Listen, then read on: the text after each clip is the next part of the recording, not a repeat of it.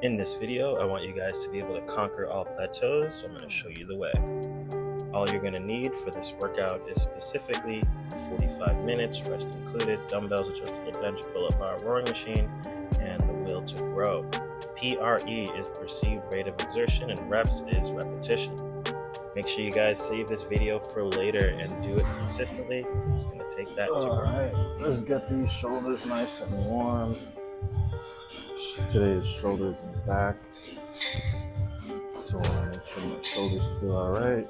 This is a great warm up to make sure everything is working okay. Now I'm just going to do a little kind of back fly movement.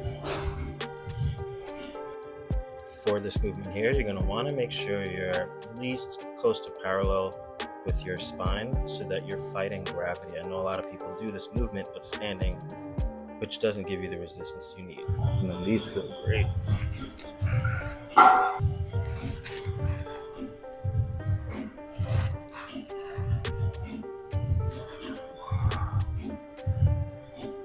Just make sure the entire shoulder girdle is working. Feeling good. Alright.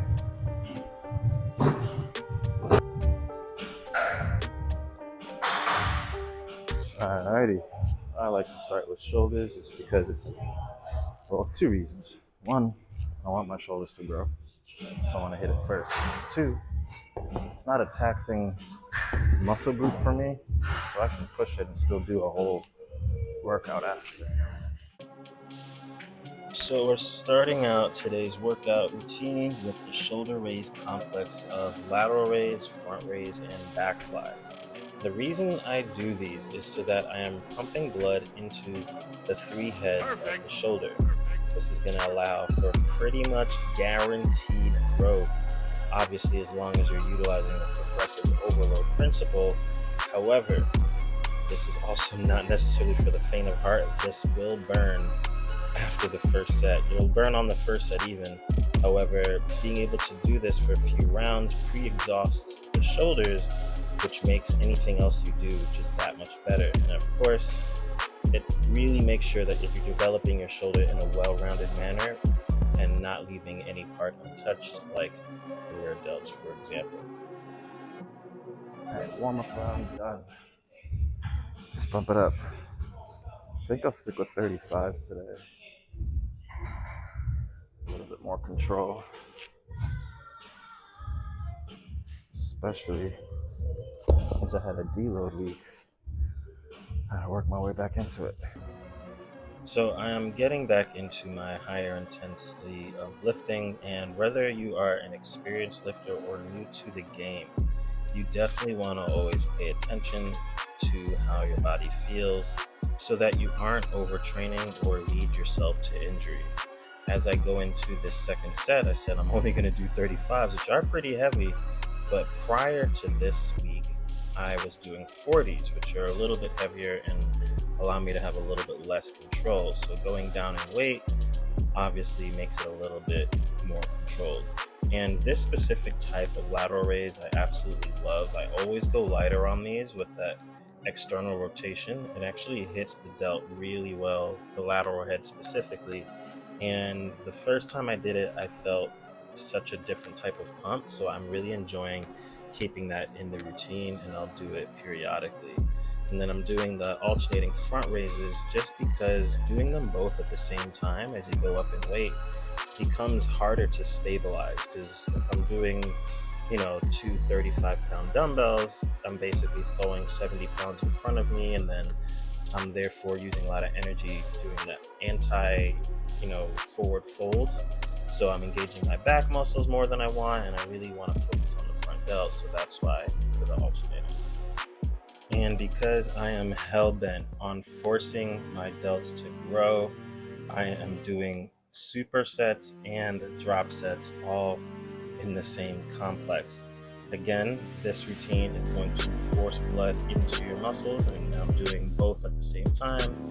20 pounds on each side for 40 combined is a lot lighter than the 70 pounds. So I'm able to just rep it out and not worry as much about stabilizing using my back.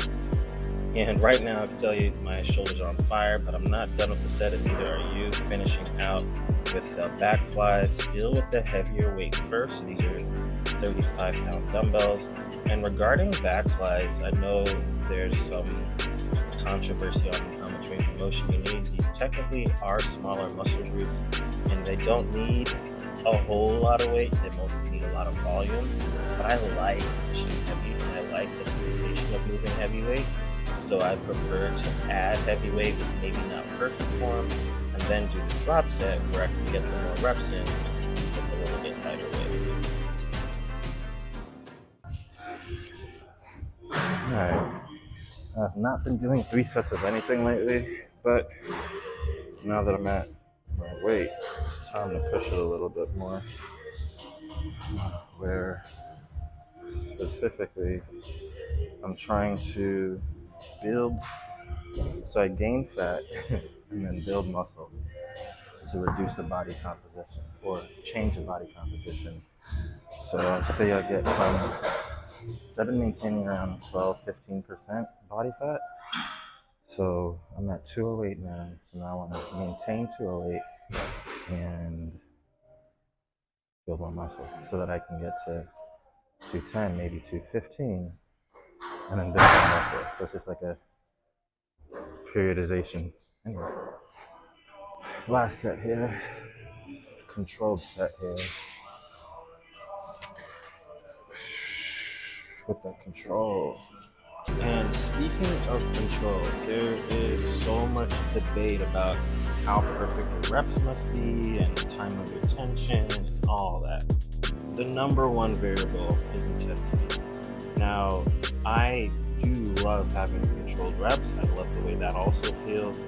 As I mentioned before, I also love the intense reps where I have to use a little oomph for body image, as people like to call it, use a little momentum, break form a little bit just to move the weight enough. And then there's what I'm doing here, which is focusing on perfect form first, and then when I know I'm not getting perfect form anymore, forcing those other reps after. Those are like my own kind of way of doing forced reps on shoulders. At the end of the day, it's really about giving yourself the stimulus that you need to grow. It's about giving those muscles that kind of sensation where it's like, oh crap, this guy's pushing us. We need to make sure we're stronger for next time. And so did the lateral raises first, front raises second, doing the overhand with control, catch your breath, and then repping it with a bit more swing. And I know oftentimes these are really the reps that count. So is it necessary to think that you need to be working out like in a vacuum?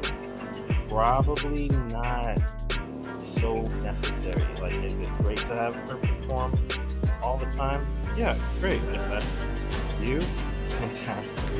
I like the idea of pushing those limits and breaking form a little bit, because one thing I learned with life, just in general, all rules are great, but they're also meant to be broken just to understand the rules. But it takes a certain level of understanding to take it to that level. So you already know, let's raise the bar. All right, now that your shoulders are sufficiently pumped, let's move on to the big lift and try not to break anything.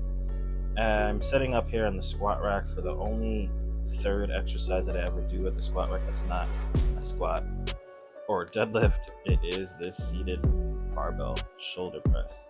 This is probably going to be one of the best movements that you can do for overall shoulder development. You can see the shoulders are pretty pumped, and I always have to do a warm-up round, just the open bar to make sure everything feels good, and then a second warm-up round with a little bit more weight.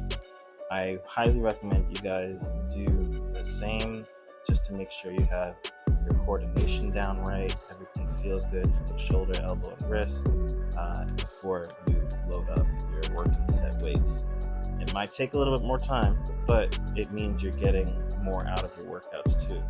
I'm also going to be doing some supersets of pull-ups. So the first round is just some scapular retractions from a hanging position for a few reps, and then going into the press. Now, I don't know where you are in your fitness journey, but if you ever find that you want to see better results, I guarantee you will get them if you stick to a plan. Now, getting back to this workout here, this is my working set, which simply means it is a maximal effort bout versus a warm-up round. And each thing has its place. You don't want to do working sets all the time, every time. You can definitely hurt yourself like that. And so that's kind of part of the whole periodization.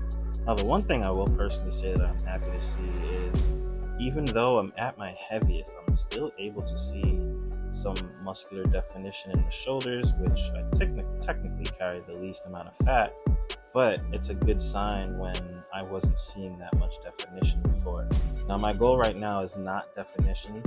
It is to work out for aesthetics, and I find definition to come with a leaner body fat, which I am not working on just yet.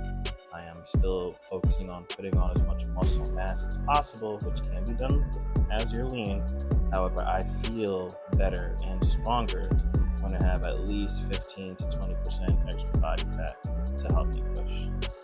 And as we push into this third round, I do want to kind of talk about why there's this whole maximal effort working set versus a warm-up round, and why I am doing less reps on my second working set, which is technically the third round. And the whole rationale is once your muscles do a maximal effort, anything else after that becomes junk volume. This is where the whole Mike Metzger, high intensity, low interval training comes in, because it's not necessary. Like, the more you do doesn't mean the more results you get. You're just burning more muscle and not allowing it the chance to recover and grow. And so that's why, especially when I've been doing my bulking, I've been doing 1 or 2 sets of each exercise, then moving on. But I don't mind currently burning a little bit more calories during the workout, hence the 3 rounds. Now we're getting closer to the end of the workout, but we're not done yet. We gotta make sure we get that nice deep stretch of the lats, and so we are going into one of my favorite exercises, the pullover. Now, this is also a relatively dangerous exercise for some people who don't have great shoulder mobility. So if you are going to do this movement, which I recommend you do it, it's great for the lats and even teres minor. But before we go into that, start light. I'm using, 75-pound dumbbell, and that's comfortable for me. And you simply need to use a weight that's comfortable for you. And that's why we do all the appropriate warm-up rounds for each exercise, again, just to make sure it all feels good. And as we come to the last exercise of the day, we got deadlifts, and we're doing an overhand grip, which, I'm going to be honest, my grip is not the best. However, it allows me to still push myself. I often have to reset, and that's okay. Working the hamstrings, the glutes, and lower back. This is definitely great to have just for overall strength. Deadlifts, ironically, however, are not great for aesthetics, and that's also okay.